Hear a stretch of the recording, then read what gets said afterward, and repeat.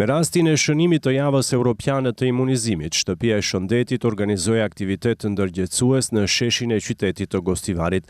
Atyre u bashkangjitën edhe vullnetarët e Kryqit të Kuq. Me këtë rast, për më të vegjelit, u dhuruan balona dhe majica, kurse për prindërit e tyre materiale promovuese dhe këshilluese për çdo dilemë që ka rreth vaksinimit të fëmijëve të tyre.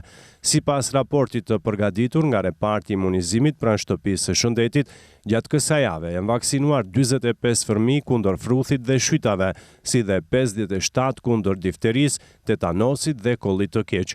Kohët e fundit, imunizimi shënon rritje në Gostivar, megjithatë, për të pasur mbrojtje kolektive, përqindja aktuale prej 85% duhet të rritet akoma, thot Dafina Bogdanovska, mjeke pranë Shtëpisë së Shëndetit në Gostivar. Sipas saj, ka fëmijë me sëmundje të pashërueshme që nuk mund të vaksinohen. Prandaj, thot ajo, na duhet sa më shumë të vaksinohen fëmijët të shëndosh që të mbrohen edhe të tjerët. Ова година малку ни е покачен процентот, што многу ме радува. Këtë vit kemi pak rritje të përqindjes dhe kjo me gëzon pasi prindërit janë të vëtëdijshëm për përparësinë nga vaksinat dhe gjithnjë e më shumë janë të interesuar për të ardhur për t'i vaksinuar fëmijët. Por sërish apelojnë mbi numrat se për të pasur gjithë popullatën e mbrojtur na duhet rritje. Ka disa fëmijë që nuk mund të vaksinohen dhe fëmijët të shëndetshëm dhe të vaksinuar e mbrojnë fëmijën e sëmurë dhe të pavaksinuar.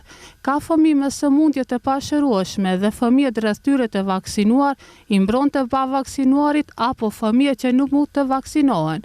Përqindja vaksinimit duhet të arrijë në 95% që të kemi mbrojtje të mirë të popullatës.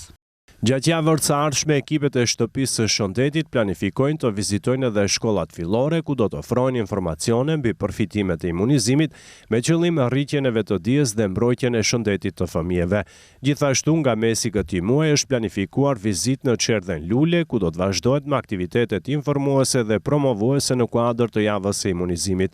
Ndryshe, nga fillimi i kësaj jave ka filluar java europiane e imunizimit me qëllim për të promovuar vaksinimin. Në Maqedoni, vaksinimi është falas për të gjitha personat nga mosha 0 deri në 18 vjeç, pa marrë parasysh sigurimet shëndetësore.